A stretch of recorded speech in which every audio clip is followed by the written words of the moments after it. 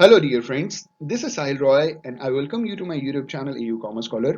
दोस्तों, आज का हमारा टॉपिक है सप्लाई शेड्यूल, जो माइक्रो इकोनॉमिक्स में लॉ ऑफ सप्लाई का एक बहुत इंपॉर्टेंट पार्ट है। आज के इस वीडियो लेक्चर में हम जानेंगे कि सप्लाई शेड्यूल होता क्या है, सप्लाई शेड्यूल बनता कैसे है और सप्लाई शेड्यूल के बेसिक जो दो पार्ट्स है ना, इंडिविजुअल सप्लाई शेड्यूल और मार्केट सप्लाई शेड्यूल को भी हम स्टडी करेंगे, जानेंगे ये होते क्या है और इन दोनों के बीच में डिफरेंसेस क्या है। आइए शुरुआत करते हैं। अगर ये वीडियो पसंद आए, कुछ सीखने को मिले तो लाइक जरूर कीजिएगा। आइए शुरुआत करते हैं। हमारा सबसे पहला क्वेश्चन है सप्लाई शेड्यूल किसे कहते हैं। तो सप्लाई शेड्यूल जो शेड्यूल है, शेड्यूल बेसिकली एक टेबल होता है या टेबुलर स्टेटमेंट होता है। तो सप्लाई शेड्यूल के बारे में कहा जा रहा है a supply schedule is a tabular statement. तो सप्लाई शेड्यूल एक टेबुलर स्टेटमेंट है जिसमें एक टेबल बना करके हम कुछ रिप्रेजेंट करते हैं। तो सप्लाई शेड्यूल में जो टेबल बनता है वहां सप्लाई के बारे में कुछ हम रिप्रेजेंट करने की कोशिश करते हैं।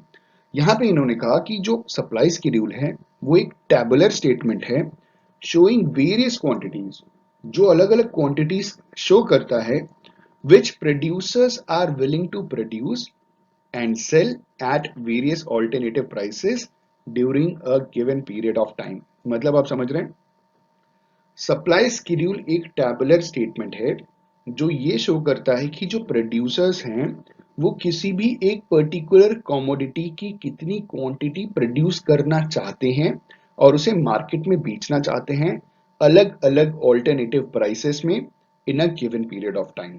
ये है हमारा सप्लाई शेड्यूल।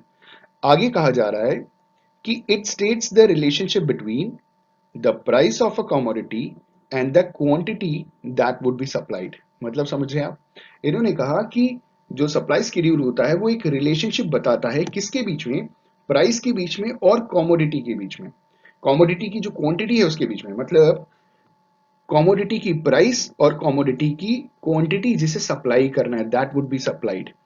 तो किन दो चीजों के बीच में रिलेशनशिप है, प्राइस और क्वांटिटी के बीच में। ठीक, आगे कह रहे हैं it is drawn on the assumption that there is no change in other factors influencing supply। इसका मतलब ये हुआ कि ceteris paribus आपको मालूम है ना, डिटर्मिनेंट्स, इनका कहना बस ये है कि सप्लाई में सिर्फ प्राइस के बढ़ने घटने पे सप्लाई बढ़ती घटती है, बाकी के जो फैक्टर्स हैं वो सप्लाई को इन्फ्लुएंस नहीं करते, प्राइस सप्लाई को अफेक्ट नहीं करते। बाकी किसी चीज से कोई मतलब नहीं, बाकी सारी चीजें कांस्टेंट हैं, सिर्फ प्राइस के बढ़ने से सप्लाई कितनी बढ़ जाती है और प्राइस के फॉल करने से सप्लाई कितनी फॉल कर जाती है, ये हमें सप्लाई शेड्यूल रिप्रेजेंट करके बताता है और दिखाता है, दर्शाता है। अब बात कर लेते हैं सप्लाई शेड्यूल के दो टाइप्स की। पहला है इंडिविजुअल सप्लाई शेड्यूल, दूसरा है मार्केट सप्लाई शेड्यूल। आइए इन दोनों को भी एक एक करके समझते हैं। आइए सबसे पहले जानते हैं इंडिविजुअल सप्लाई शेड्यूल किसे कहते हैं। तो इंडिविजुअल का मतलब सिंगल हो गया, इकलौता हो गया, ठीक है। तो जो इंडिविजुअल सप्लायर हो गया या इंडिविजुअल प्रोड्यूसर हो गया या इंडिविजुअल फर्म हो गया, ये जब सप्लाई करते हैं किसी भी एक पर्टिकुलर कमोडिटी की तो हम एक इंडिविजुअल सप्लाई शेड्यूल बनाते हैं। लेकिन सवाल ये उठता है कि इंडिविजुअल सप्लाई शेड्यूल होता क्या है, इसमें क्या क्या चीजें आती हैं। तो इन्होंने कहा an individual supply schedule is defined as the table which shows various quantities of a commodity that an individual producer or a firm would offer for sale at different prices during a given period। समझ में आया आपको?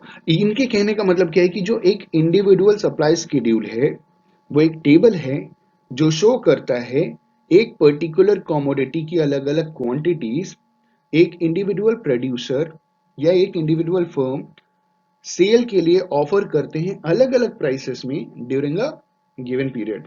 ठीक, अब नीचे आप example देख सकते हैं एक इंडिविजुअल सप्लाई शेड्यूल का। सबसे पहले कॉलम में हमने बात किया है price of good x, rupees per KG. दूसरे में हमने बात किया है quantity supplied of good x, that is KG per month. तीसरे में हमने बात किया है पॉइंट्स ऑन सप्लाई कर्व। तो प्राइसेस में आप देख सकते हैं सबसे पहले 10 रुपए किलो के हिसाब से जो चीजें मिल रही है, मतलब अगर गुड एक्स 10 रुपए पर केजी है तो कितनी क्वांटिटी सप्लाई होगी, that is 5000 KGs per month. इसे हम सप्लाई कर्व, जब हम अगला वीडियो बनाएंगे, अगला टॉपिक कवर करेंगे सप्लाई कर्व का, उसमें हम सेम चीज को रिप्रेजेंट करके दिखाएंगे कि सप्लाई कर्व में ये कहाँ आता है। तो ये रिप्रेजेंट कर रहा है point A on supply curve. दूसरा है 15 रुपीज के जी। तो सप्लायर, जैसा आपको मालूम है कि जैसे जैसे प्राइसेस बढ़ेगी वैसे वैसे क्वांटिटी सप्लाई भी बढ़ेगी पर्टिकुलर कमोडिटी की। तो 10 रुपए के हिसाब से 5,000 केजी बेच रहे थे, अब 15 रुपए के हिसाब से 10,000 केजी बेच रहे हैं। अब 20 रुपीज पर केजी के हिसाब से 16,000 पर केजी, 16,000 पर मंथ बेचा जा रहा है, 16,000 केजीज पर मंथ बेचा जा रहा है। फिर 25 रुपए के हिसाब से 25,000 किलोग्राम पर मंथ बेचा जा रहा है, और 30 रुपए के हिसाब से 35,000 किलोग्राम बेचा जा रहा है। तो आप समझ रहे हैं ना कि एक पर्टिकुलर कॉमोडिटी को एक गिवन पीरियड में, गिवन पीरियड यहाँ पे कितना है, पर मंथ, अलग अलग प्राइसेस पे जो प्रोड्यूसर है या जो सेलर है वो ऑफर करता है सेल के लिए, और इसे हम ABCDE करके हम सप्लाई कर्व पे रिप्रेजेंट करते हैं। ये था हमारा इंडिविजुअल सप्लाई कर्व। अब बात करते हैं मार्केट सप्लाई शेड्यूल की। अब मार्केट सप्लाई शेड्यूल में बोल रहे हैं कि जो मार्केट सप्लाई शेड्यूल है of a good is the table which shows various quantities of the good that all the firms are willing to supply at each market price during a specified time period, assuming that factors other than the own price of the goods are given। मतलब समझ में आया? देखिए, जितने भी individual suppliers हैं उन सबको जोड़ दीजिएगा तो क्या आ जाएगा, आपका आपका मार्केट सप्लाई शेड्यूल बन जाएगा। इन्होंने बोला जो मार्केट सप्लाई शेड्यूल है किसी भी एक गुड का, वो एक ऐसा टेबल है जो शो करता है वेरियस क्वांटिटीज, अलग अलग क्वांटिटीज गुड की, जो ऑल द फर्म्स, मतलब सारे की सारे फर्म्स बेचना चाह रहे हैं, मतलब सप्लाई करना चाह रहे हैं मार्केट प्राइस पे during a specified time period, एक निर्धारित समय सीमा के अंदर। अज्यूम ये किया जा रहा है कि फैक्टर्स, प्राइस को छोड़ करके सारे के सारे फैक्टर्स जो हैं वो सेम है, बस प्राइस चेंज हो रहा है जिस वजह से उनकी सप्लाई चेंज हो रही है। तो लॉ ऑफ सप्लाई भी तो यही है कि सारे के सारे फैक्टर्स सेम रहते हैं, बस प्राइस के बढ़ने पे सप्लाई को बढ़ा देते हैं और प्राइस के फॉल करने पे सप्लाई को भी फॉल करा देते हैं, कम हो जाती है मतलब। और आगे कह रहे हैं कि मार्केट डिमांड शेड्यूल, जो a market supply schedule is a summation of all the individual supply schedule. मतलब आप समझ रहे हैं, जो मार्केट सप्लाई शेड्यूल है वो, जो मार्केट है ना, वो सारे के सारे इंडिविजुअल सप्लाई शेड्यूल का समेशन है, सबको टोटल कर देंगे तो मार्केट आ जाएगा, जैसे मैंने आपको पहले बताया। अब बात कर लेते हैं इसके शेड्यूल के बारे में। तो आप देखिए, सबसे पहला कॉलम है प्राइस ऑफ गुड एक्स पर केजी के हिसाब से। दूसरा है quantity supplied of good x, that is 1000 KG per month के हिसाब से। तीसरा है पॉइंट ऑन सप्लाई कर्व, ये तब मैटर करेगा जब हम कर्व पढ़ेंगे। तो 10 रुपए के हिसाब से कितना, 90 इंटू 1000, ये कितना हो गया, 90,000 केजीज पर मंथ जा रहा है ये, क्योंकि हमने यहाँ पे सारे के सारे इंडिविजुअल सप्लायर्स को टोटल कर दिया है।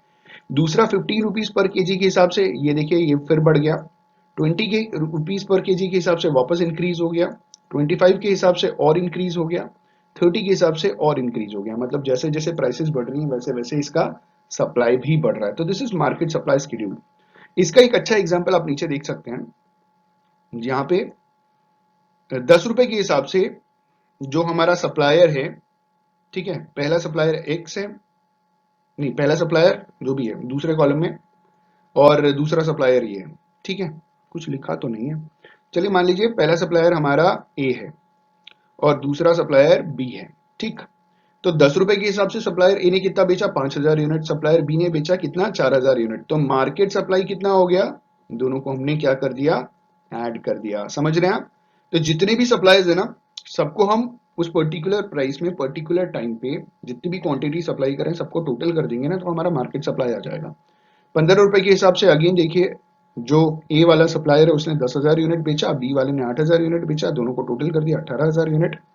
20 रुपए के हिसाब से ए ने बढ़ा दिया सप्लाई 14,000, 10,000 से 14,000 पे आ गए। बी ने बढ़ा दिया 8,000 से 11,000 पे आ गए, टोटल 25,000 हो गया। 25 रुपए आपका प्राइस अगेन बढ़ रहा है, तो ये 17,000 हो गया, ये 13,000 हो गया, टोटल 30,000 हो गया। और जब 30 रुपीज जब एकदम एक्सट्रीम लेवल पे था तो इनकी सप्लाई और बढ़ी हुई थी एक्सट्रीम लेवल पे, ठीक है, ये 19,000 थे, ये 14,000 थे, टोटल 33,000।